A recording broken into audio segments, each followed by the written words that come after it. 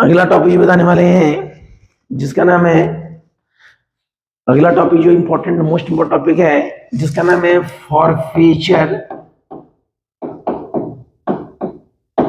And re issue of share. Forfeiture and re issued share. Forfeiture मतलब होता है जब्त करना और री इशू मतलब होता है दोबारा उसको रीइशू कर देना, बेच देना। तो जब तक फॉरफीचर नहीं हो तब तक रीइशू नहीं होता है। तो फॉरफीचर जब एंट्री करते हैं तो इसका यूज होता है अलॉटमेंट फर्स्ट ऑफ हैंड। तो फॉरफीचर के तहत एंट्री होता है हमारा equity share capital account debit to equity share allotment account to equity share first call account to equity share final call account और लास्ट में to equity share forfeiture account. Clear? Narration होगा being forfeiture of share. तो ये हुआ forfeiture में at par country. Forfeiture का entry करने के बाद अगला एंट्री आता है रीशूट का। रीशूट का एंट्री होता है bank account debit equity share forfeiture account debit to equity share capital account. Clear? इसके बाद एंट्री करते हैं last entry equity share forfeiture account debit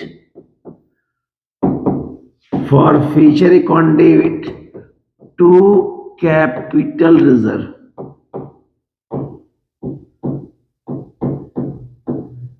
capital reserve account. Clear? तो ये कंप्लीट फॉरफीचर और reissue का entry हुआ। Clear? Entry करने के बाद आपको कुछ क्वेश्चन बता रहे ध्यान सीखिएगा। मान लीजिए हमारा क्वेश्चन है,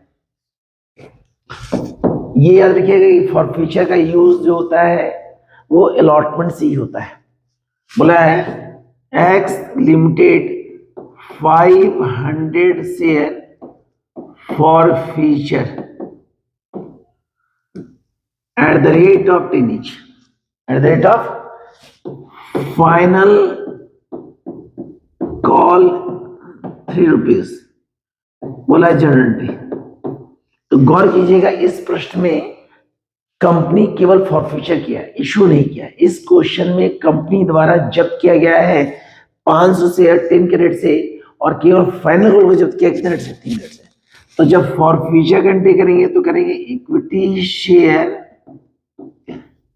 capital account debit to equity share final call account और to equity share forfeiture account. Clear? यहां पे करेंगे 500 इंटू 10 तो ये हुआ 5000 कितना हुआ? यहां लिखेंगे 500 इंटू रेट 3 था तो ये हुआ 1500। बचा हमारा कितना sir? 3500।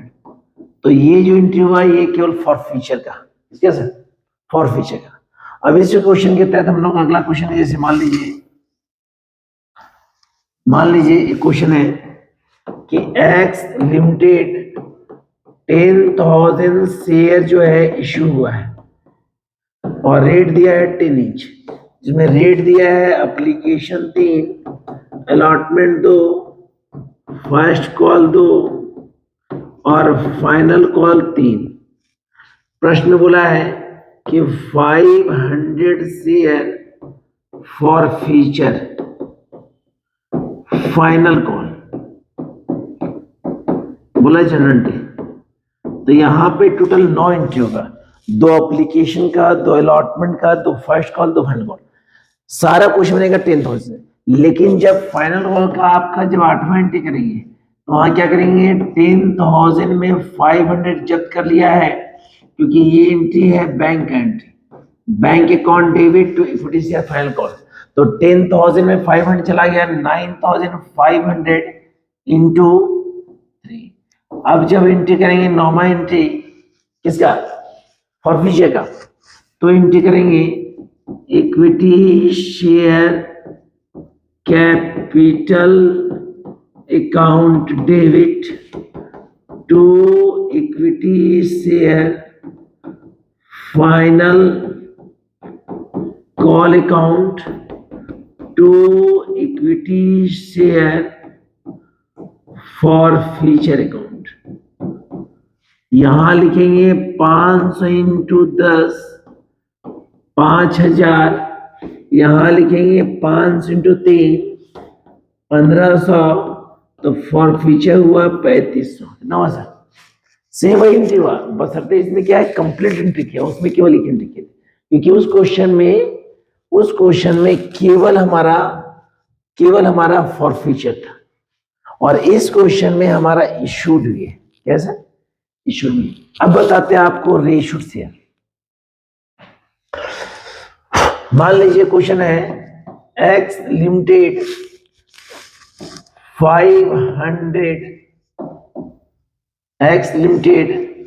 500 share for future eight the rate of 10 each. एक कंपनी है जिसके द्वारा जब्त किया गया 500 share, rate 10 each, final call का जो रेट है वो है 3 रुपया।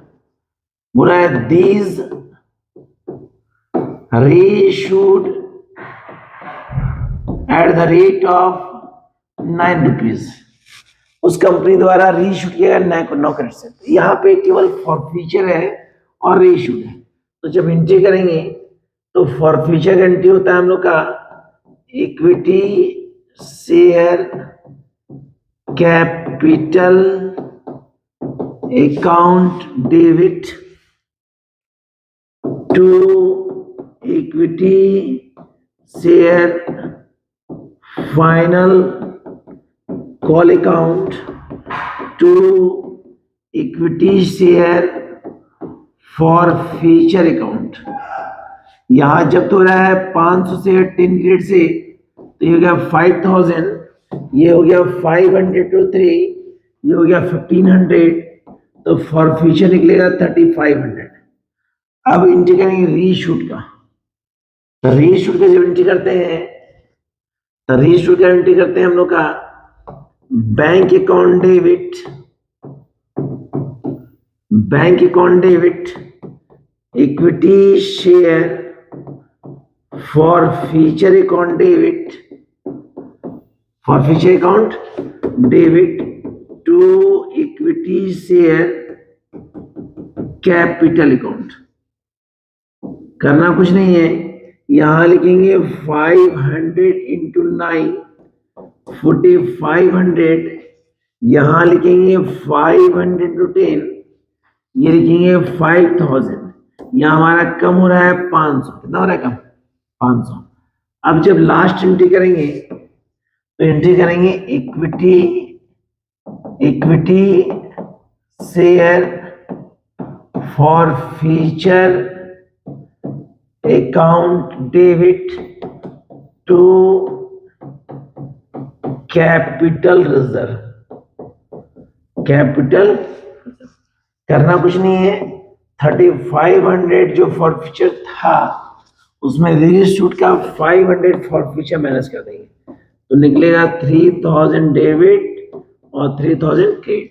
गौर देखिएगा, इस क्वेश्चन में जितना में फॉर फ्यूचर हुआ उतना में रीइशूड हुआ, मतलब 500 से फॉर फ्यूचर है तो 500 से रीइशूड भी है, 500 से 500 शेयर से फॉर फ्यूचर भी है, तो 500 क्या है रीइशूड है। लेकिन यदि दोनों का शेयर अलग हो, मान लीजिए फॉर फ्यूचर का शेयर अलग हो और रीइशूड का शेयर अलग हो, तब क्या करेंगे सर। जैसे मान लीजिए हमारा क्वेश्चन है are limited 500 share forfeiture at the rate of 10 each. First call दो, final call दो, reissued 200 share at the rate of 9 rupees. तो गौर कीजिएगा यहाँ क्वेश्चन में जब्त किया 500, रीइश्यूड कितना है 200, उसका रेट 9। तो उस कंडीशन में एंट्री क्या करेंगे? तो सबसे पहले फॉरफिचर का एंट्री करेंगे, equity share capital account debit to equity share first call account to equity share final call account, और लास्ट लिखेंगे इक्विटी शेयर फॉर फ्यूचर। करना कुछ नहीं है, यहां लिखेंगे 500 इंटू 10, ये हुआ 5000। अगर हम करेंगे 500 इंटू 2, 500 इंटू 2, ये हुआ 1000, ये हुआ 1000, ये हमारा बच रहा है 3000। कितना बच रहा है? तो 3000 मेरा है फॉर फ्यूचर। जब रीइश्यूड का एंट्री करेंगे, जब रीइश्यूड का एंट्री करेंगे तो एंट्री करेंगे bank account debit equity share forfeiture account debit to equity share capital account, capital account. तो रीइश्यू रहा था 200 शेयर, तो यहां लिखेंगे 200 इंटू 9, 1800, 200 इंटू 10, ये हुआ 2000। आंसर निकला 200। कितना निकला? 200। पहले क्या करते थे, फॉर फ्यूचर वाले से रीइश्यूड माइनस करते थे क्योंकि शेयर सेम होता था। यहां क्या करेंगे, माइनस नहीं करेंगे, पहले एंट्री करते हैं। तो एंट्री आपको पता है, लास्ट एंट्री क्या होता है? एंट्री होता है equity share forfeiture account debit to capital reserve, capital reserve.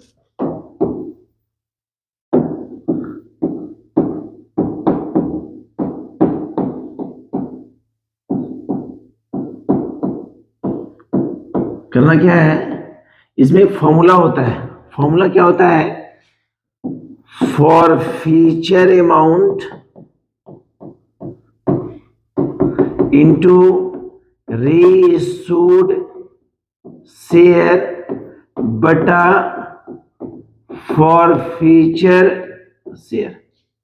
तो फॉर फ्यूचर अमाउंट कितना है सर? 3000, रीइश्यूड 200 था, फॉर फ्यूचर 500 था, ये कैलकुलेशन 1000 आएगा। कितना आएगा? 1000। 3000 हो गया फॉर फ्यूचर अमाउंट, 200 हो गया रीइश्यूड शेयर, फॉर फ्यूचर हो गया 500, ये 1000। 1000 में क्या करेंगे, 200 माइनस कर देंगे तो निकला 800। तो यहां लिखेंगे 800 डेबिट और 800 क्रेडिट। तो इस कंडीशन के तहत याद रखिएगा कि यहाँ पे फॉर फ्यूचर और रीइश्यूड का शेयर अलग अलग है, फॉर फ्यूचर शेयर अलग है और रीइश्यूड शेयर अलग है। तो जब फॉर फ्यूचर और रीइश्यूड का शेयर अलग हो तो उस कंडीशन में फॉर्मूला यूज करेंगे for future amount into reissued share बटा फॉर फ्यूचर अमाउंट। जो भी निकलेगा उसको रीइश्यूड के फॉर फ्यूचर अमाउंट से माइनस कर देंगे, जो निकलेगा वो कहलाएगा कैपिटल रिजर्व। इस टॉपिक को ध्यान से देख लीजिएगा, प्रत्येक टॉपिक को आपको हम डिवाइड करके दे रहे हैं, प्रत्येक टॉपिक का सिर्फ हमको रूल बता रहे हैं और रूल के तहत कुछ क्वेश्चन बता रहे हैं। आप बुक से क्वेश्चन बनाइए, कुछ और आपको देंगे जिसमें आपका सारा क्वेश्चंस बना रहेगा, 1 to टोटल क्वेश्चंस, वो वीडियो आपको मिलेगा। लेकिन जो रूल्स बता रहे हैं उस रूल्स को आप ध्यान देखिए और इसको 1 से 2 बार रिपीट कीजिए, आप कहीं प्रॉब्लम्स नहीं हो। कहीं प्रॉब्लम्स होगा तो आप हमें कमेंट करेंगे, हम बताएंगे सर। Okay sir.